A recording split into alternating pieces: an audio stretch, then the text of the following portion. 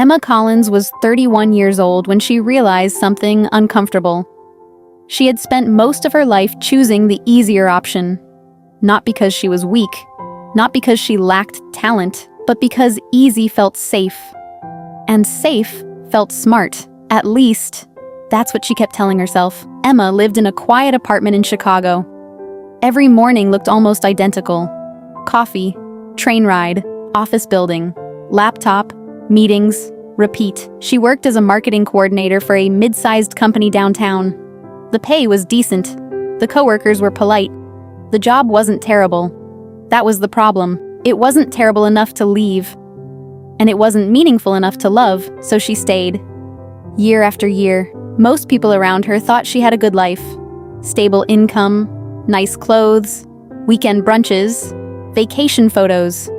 The kind of life people post online with captions like, "Feeling blessed." But late at night, when the apartment became quiet and the distractions disappeared, Emma felt something else. A strange emptiness, like she was slowly drifting through life instead of actually living it. The truth was, Emma had a dream she rarely talked about. For years, she wanted to open a small bookstore cafe.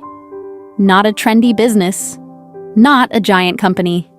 Just a warm little place with books, coffee, soft music, and conversations. A place people could slow down in. She imagined wooden shelves, rain against the windows, old jazz playing softly in the background, people reading quietly while the smell of coffee filled the room. She could picture every detail, but dreams are easy to imagine. Reality is heavier. Whenever she thought seriously about starting, fear arrived immediately. What if it fails? What if I lose money? What if people think I'm stupid for leaving a stable job? So instead of building her dream, she researched it endlessly, watched videos, saved ideas, made Pinterest boards, read business articles. She became an expert at preparing, and completely inactive at doing. One Friday evening, Emma met her friend Sarah for dinner. Sarah had known her since college. Halfway through the meal, Sarah looked at her and asked, "So, are you ever actually going to do it?" Emma looked confused. "Do what? The cafe?" Emma laughed nervously. "It's not that simple." Sarah nodded. "I know. But you've been talking about it for 6 years." That sentence stayed in Emma's head all night. 6 years. 6 entire years. And nothing had changed except her age. That weekend, Emma walked through a neighborhood bookstore cafe on the north side of the city. It was small, imperfect, a little crowded, but alive. People smiling, reading, talking quietly. Someone working behind the counter looked exhausted, but happy, truly happy. Emma stood there holding her coffee longer than necessary, and for the first time, jealousy hit her honestly. Not toxic jealousy, not bitterness, just painful clarity. Someone else had built the life she kept postponing. That night, Emma sat alone in her apartment staring at her ceiling, and suddenly she realized something. She wasn't afraid of failure anymore. She was afraid of reaching 40 and still saying, "Maybe someday." That fear felt worse, much worse. So she made a decision. Not a dramatic one. Not, quit everything tomorrow. Just one real step. She signed up for a small business class on weekends. That was it. Simple, small, real. The class was harder than she expected. Financial planning, inventory, licenses, costs, margins, reality. Dreams looked beautiful from far away. Up close, they were complicated, stressful, expensive. For the first time, Emma understood why most people quit before starting. Because dreaming is fun, building is difficult. Months passed.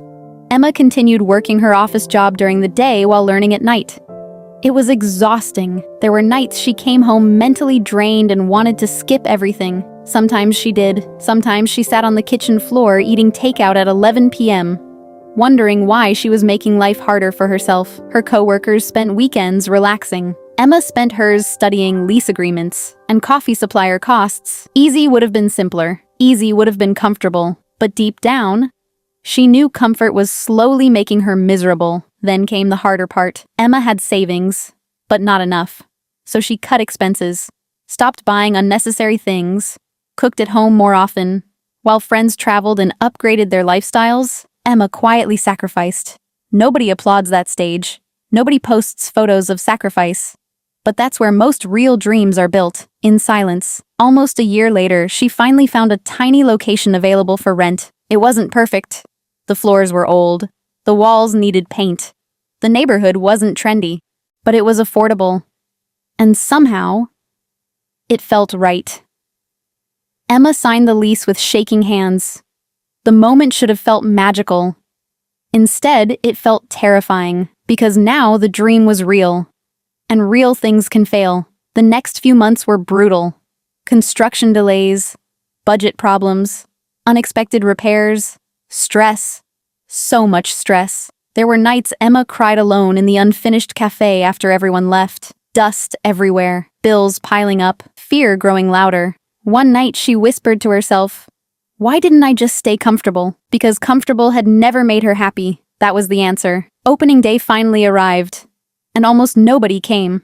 A few customers. That's it. Emma smiled politely all day while panic quietly grew inside her chest. What if she made the biggest mistake of her life? The following week wasn't much better. Neither was the next. The excitement faded quickly, and reality settled in. This was going to take longer than she imagined. But Emma kept showing up.